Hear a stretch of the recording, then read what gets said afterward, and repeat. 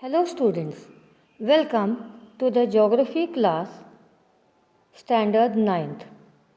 In the first lesson, we have studied the different distributional maps. On these maps, we saw some landforms like mountains, plateaus, plains, etc. All these landforms are seen on the Earth's surface. Can you imagine how all this must have been formed? To know this, we need to go below the surface of the earth and explore the interior of the earth. Here, we need to know where the movements start in the interior. Our second lesson has the name endogenetic movements, which itself tells that these are the internal movements. So we are going to study the internal movements in this lesson. Now the lesson starts with a newspaper snippet. Read the news carefully from your textbook. It states about the earthquake that has occurred in Nepal. In this news, you will come across some words like epicenter, focus, Richter scale. Recall these terms. You have studied these in Standard 8. Now think why the earthquake occurred in Nepal.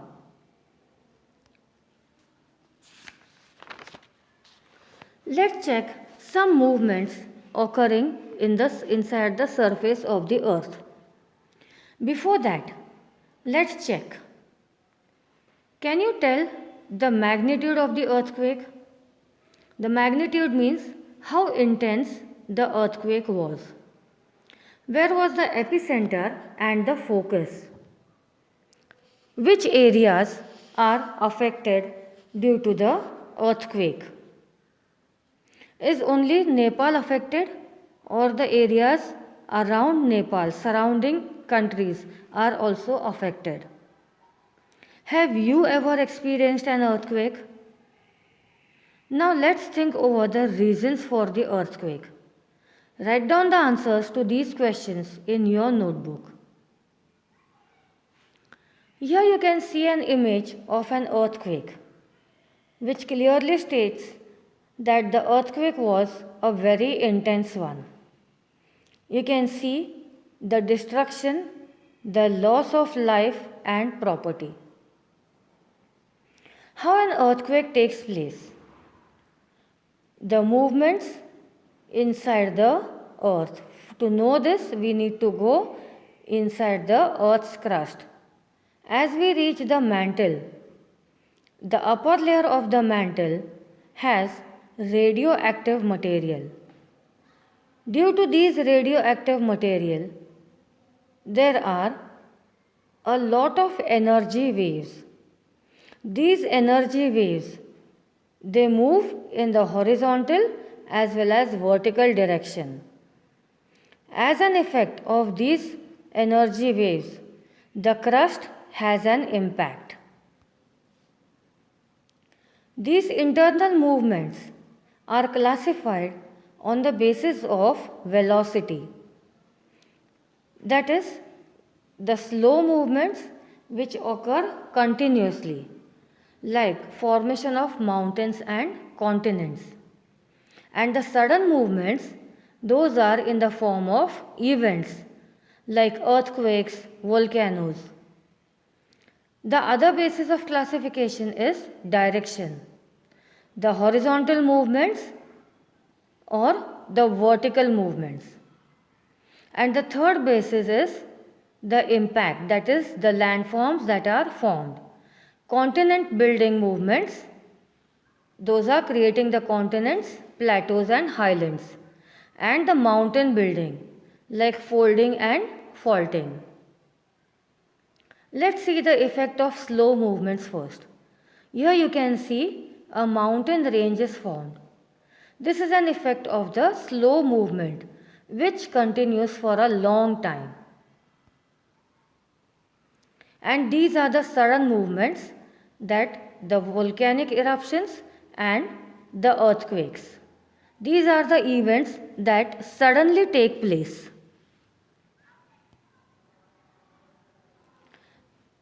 The movements that are classified according to direction. Here we can see the effect of pressure and tension on hard rocks and soft rocks.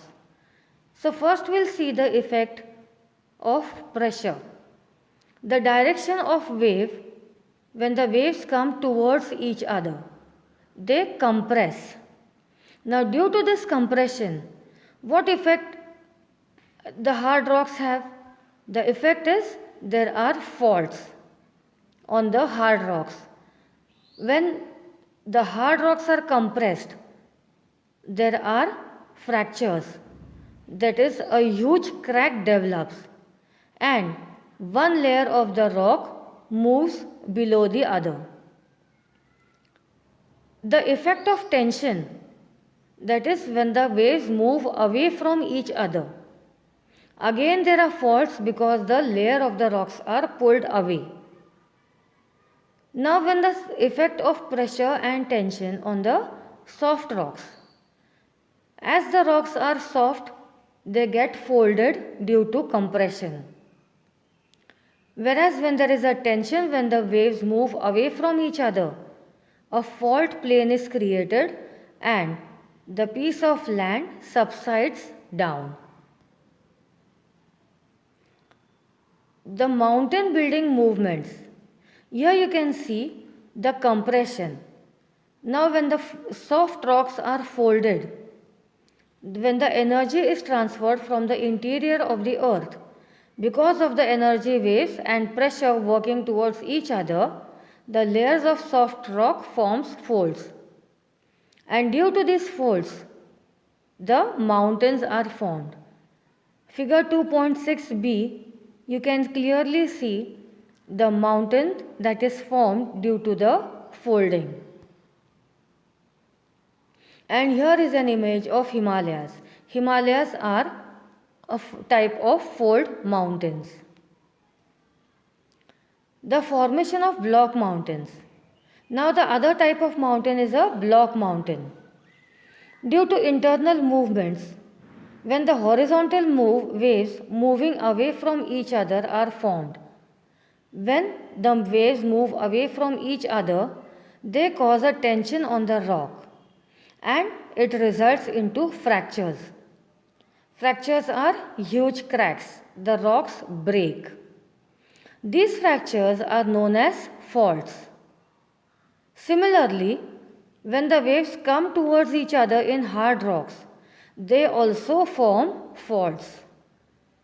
Now when a part of the earth's crust between two parallel faults is lifted, it looks like a block. Such a landform is known as a block mountain. Here you can see in the diagram when the two parallel faults, a block rises and this part of the earth's crust turns into a block mountain.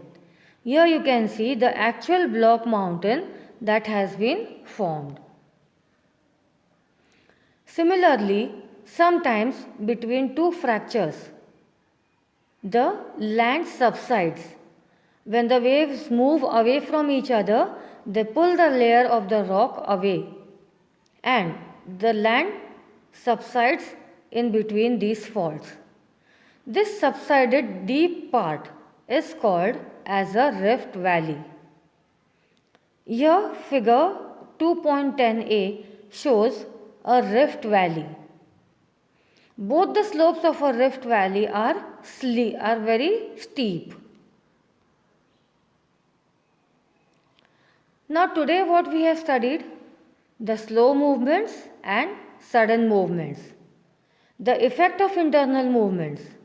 Now you will read the lesson till the rift valley and write down the important points in your notebook. In the next period, we will study the remaining part of the lesson.